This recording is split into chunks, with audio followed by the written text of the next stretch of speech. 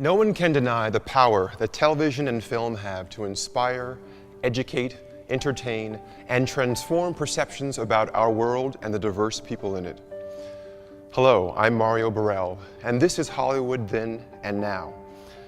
My father, Walter Burrell, was the first black publicist for the studios here in Hollywood. When I was a child, my dad had a television show and a radio show on which he interviewed Hollywood's black pioneers such as Sidney Poitier and Diane Carroll. Legends that opened doors for Halle Berry, Morgan Freeman, and many others. In the next hour, we'll talk with some of the most courageous and important icons that Hollywood has known, past and present. Those that were on my father's television show and knew me as a child, and their contemporaries. African Americans who have changed and are still changing the face of Tinseltown. They'll tell us firsthand how people of color have historically been represented on screen, how we are represented today, and what needs to happen so that in the future opportunities increase and more diverse stories are told in Hollywood.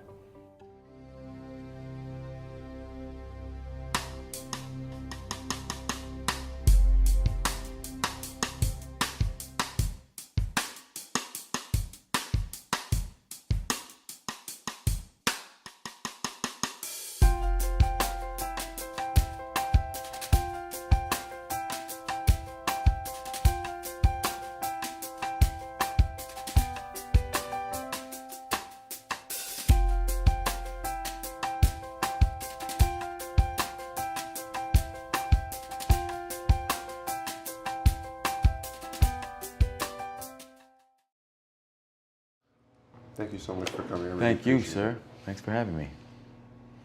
I'm wondering if you could tell me about your experience in Rochester, New York, when you grew up, and those images of your neighborhood, and also who you did see or didn't see on television that looked like you. Right. I was 5 years old, and I lived in a neighborhood where I was the only little black kid.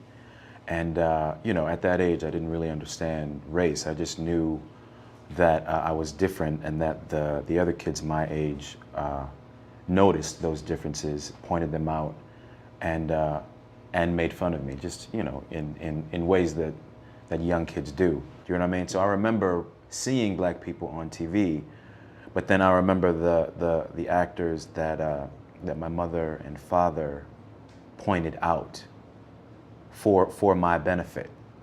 There were not many. I remember the Hardy Boys. There's nobody on, you know, nobody looked like me on the Hardy Boys. I remember, what else did I like? Wonder Woman, I loved Wonder Woman. That was my first white girl crush. There was nobody there. You know, Dukes of Hazzard. Oh no. No. But you know, that's what.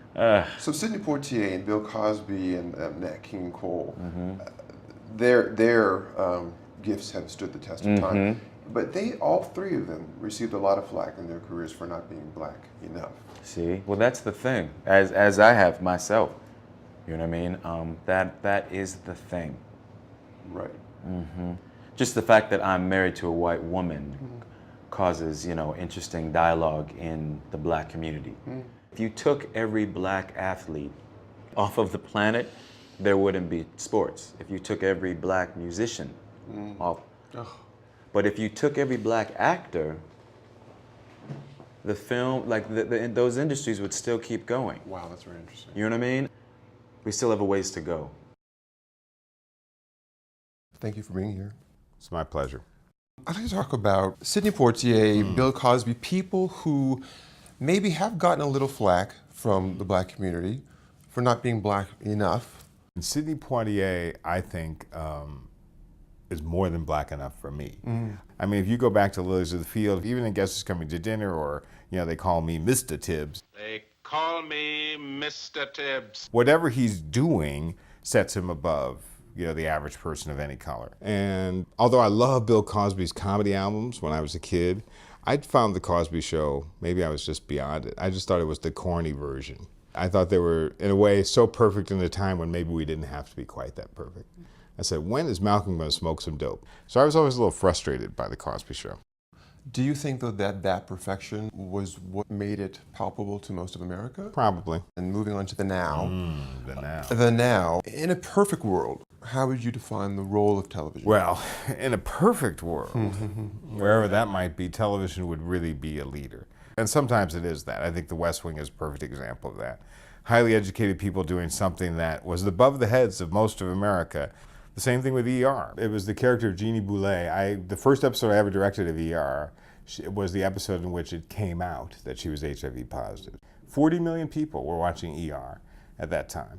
And I said, that's so amazing because they will know somebody who's HIV positive, a woman of color who is fighting her way, to get her job.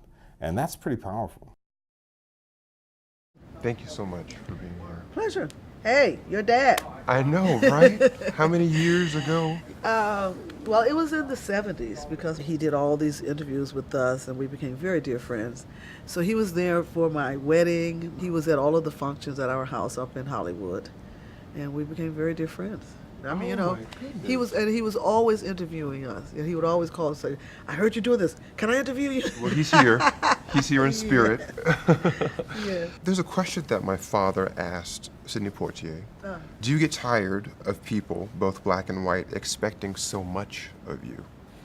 How would you answer that question? Do you get tired of people expecting so much of you? Well, let me just say something about Sidney Poitier. He was one of the first black actors to sort of cross over and be accepted as a really great actor. But when we came along, America had started changing, and we were very fortunate to be right there as on that curve when things were changing socially. And so we were the face of, a lot of change. Diane Carroll obviously was the other. There weren't a lot. And I remember working at the Eden Rock Hotel. This was 66 maybe, and we had just done a show. And this wonderful lady came up with her children, and she said, I just want you all to know that I allow my children to watch you every time you're on the Ed Sullivan Show. Allow. So my brother happened to be there, and he says, like I said, he's a militant. What does she mean, allow her children? But it was at a time when that's true. It was a time when people did not want their children to watch black people. Because there was a stigma there. So now I think all of that has changed, and we're not at that same curve. But obviously we're still going through other things. Yes, we are. We're still going through other things.